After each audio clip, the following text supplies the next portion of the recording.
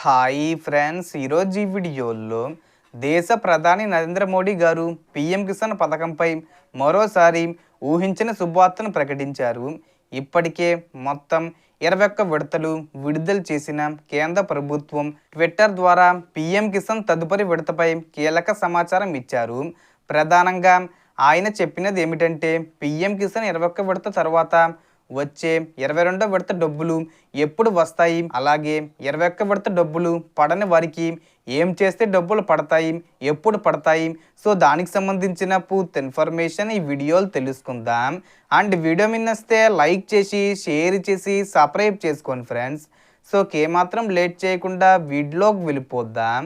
So ఇప్పుడు మోడీ గారు చెప్పిన ప్రధాన విషయాలకు వస్తే, ఆయన బుధవారం రోజు 21 విడత ఇన్స్టాల్మెంట్కి దాదాపు 18,000 కోట్ల రూపాయలు నేరుగా 9 కోట్ల మంది రైతుల బ్యాంక్ ఖాతాల్లో జమ చేసినట్లు వెల్లడించారు.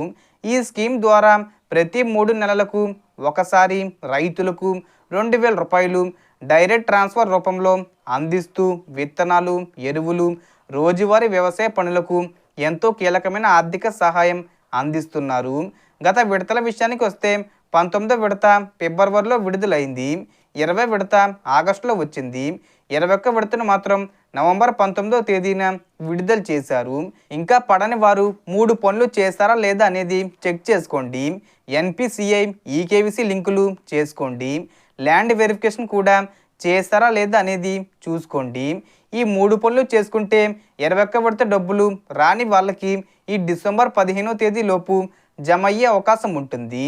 ఇక ప్రస్తుతం వచ్చే 22వ విడతకు సంబంధించి ప్రభుత్వం చెప్పిన ప్రకారం ఈ డిసెంబర్ చివరి వారంలో దీని గురించి ప్రకటించి జనవరి నెలలో లేదా ఫిబ్రవరి నెలలో పీఎం కిసాన్ 22వ విడత విడుదల చేసే అవకాశం ఉంది.